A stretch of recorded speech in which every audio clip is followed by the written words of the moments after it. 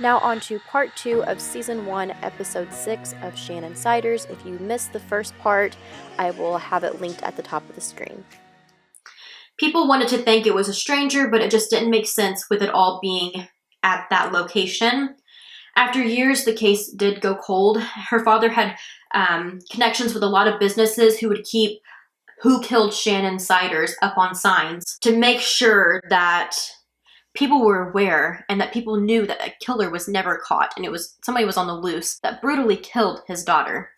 In August of 2011, I mean, guys, we're talking from 89 to 2011, 22 years after her death, a task force team was put together to reopen this case. They agreed with Bob that if they could find her ring, they could probably find the killer, because these people were just like, why did I never think about the class ring that had went, missing? Nobody ever found this class ring.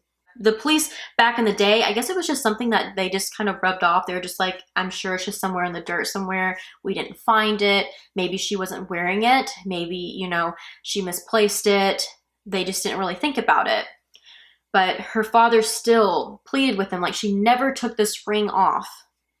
They went out with metal detectors to search for the ring and the hole in the woods many times. I mean, this detective, he went out there so many times and he said he found so many other things, so many gun shells from hunters, or bullet shells from hunters, but never this ring. So now we're back to Amy Bonner, the 15-year-old who answered the phone, who is now older, and this case never left her. She still had it stuck on her mind all the time, and she ended up taking it into her own hands too, and was very excited to hear that the case was reopened.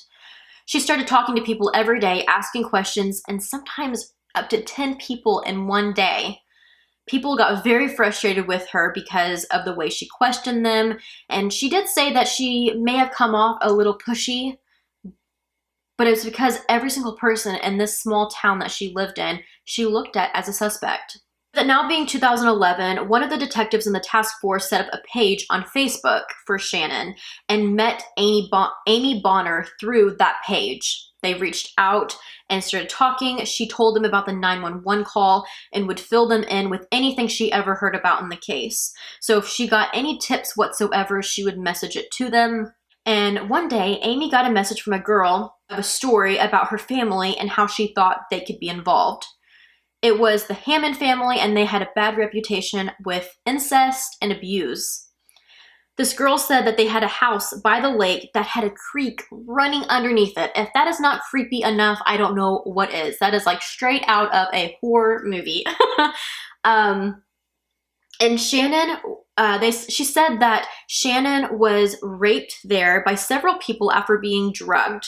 She said they kept her in there for several days tied up. They then took her from that location to the woods in a van. They laid her in the woods and then they ran over her.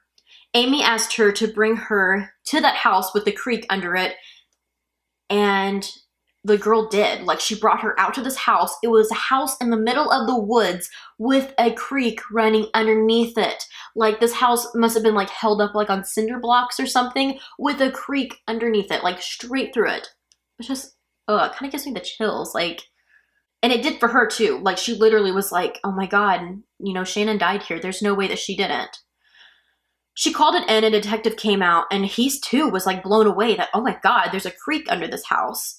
This family had been in jail or had charges against them. It was a very rough crew. The story was that Shannon was raped and held in the basement for days. But this house had no basement. Like, it was literally standing on cinder blocks with a creek running underneath it. There was never a basement in this house. They still talked to everyone they could in the Hammond family, and there was no evidence that they ever had anything to do with this case. The last thing that the task force really wanted was to look into was the letters that were buried with Shannon, which, like, that's just another, like, just common sense thing. Like, is that not, like, weird? I get, like, all of her friends would want to write her, like, a letter, but I don't know. I feel like in a case like that, like a homicide, I feel like it should be something where they should have looked at all of them. So they asked to resume the body, and Bob agreed. In case of a confession letter, they went through them, but there wasn't one. But since they had her body back out, well, looking it over, they found in her hand was a like wad of hair. So they of course thought maybe she was fighting back. Maybe this is the strands of the person that was attacking her. But sadly, when they tested it, it belonged to Shannon herself. So the case was going cold again. So they started bringing back everyone that knew Shannon for questioning. Julia, Shannon's best friend, was brought in. She said she got off work that night at 10 p.m. and said Shannon said she had an errand to run and that they could hang out. I don't know if maybe Shannon got a call after this from the other friend saying, hey, we're going to the hole in the woods, and maybe she just like ditched her friend. I'm not sure, but her friend Julia went over to her house. She said she got there around 11:30 and knocked and there was no answer. So I guess they lived pretty close to each other. So she just went back home, and she said that she literally came back every half hour and knocked on the door. Like that's, a very dedicated friend. She went in at one point and ran up to Shannon's room, and Shannon wasn't there. The last time she went was 2:45 a.m. and she still wasn't home, so she kind of just gave up on it, like, okay, Shannon had other plans. But the weird thing about her telling the police this was the fact that Paul and Matt said they took her home between midnight and 2 a.m. But if this friend got there around 3, why wouldn't she be home? Lindsay Bradley was another friend that was out that night, and she dated Paul Jones. She came forward and said that she was riding around in Paul's car with him and saw a class ring in his ashtray. She confronted him, and she said, "You're asking me on a date when you have another girl's class ring in your ashtray?" And he said, "Let's face it, she's probably dead." They had to have some evidence to nail these two.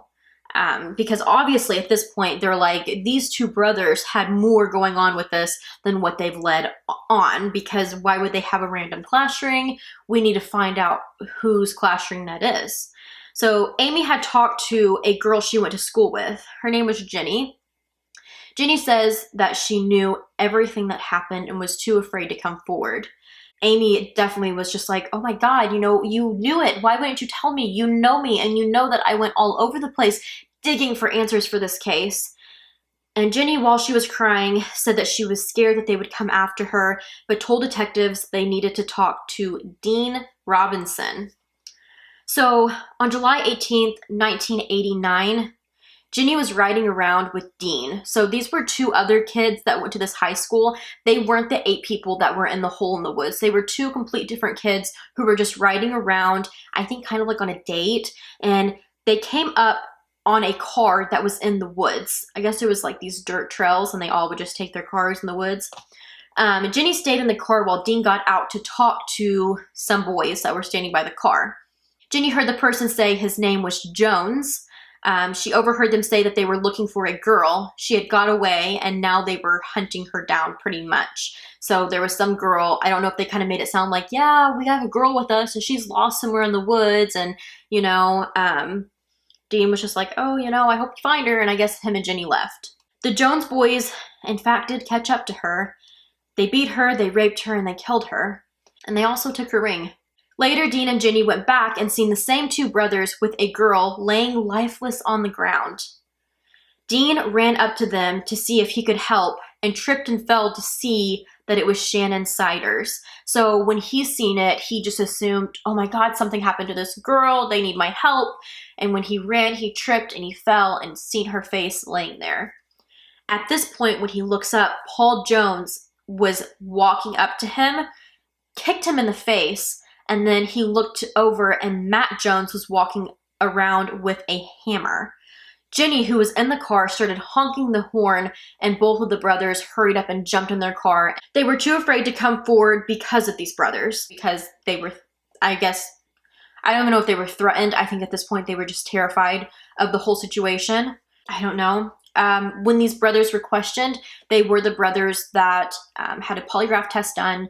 They were questioned about everything. They were the ones that apparently when Shannon got tired, the other guy dropped her off at the hole in the woods, and then she got in the car with these 2 brothers, and they apparently took her home. They were going to drink beer and watch TV, and then When they got there, she was too tired, so they just dropped her off. It was those brothers, and they had all of those details about what her house looked like, what was going on in the house. They made it very detailed, and I mean, literally passed a polygraph test, which, I mean, this was 89, so I'm sure those are like a lot more updated now in technology. During their interview back when it had happened in 89, they had been asked, one of the questions they were asked was, what should happen to these people if we catch them? And they said, you should lock them up for good. Sadly, it was them two brothers, and they were questioned from the very beginning and got by with it. Yet they were just kind of free people for 25 years. While nobody knew what had happened to Shannon, who had done it to her, they lived freely for 25 years. It is so awful, but it is incredible what goes into these cases and how the littlest thing like a class ring can solve a whole person's murder. And the fact that people do not speak up. It's a scary thing to be face to face with people like that. But when it's literally someone's daughter, someone's friend, I don't understand it. Always speak up on these matters. Shannon finally got justice 25 years later after she was brutally killed. She would have been 43 years old. I think it said 45 years by time they were sentenced. And they, of course, one of them was actually already locked up at the time for some other dispute, but the other one did get life.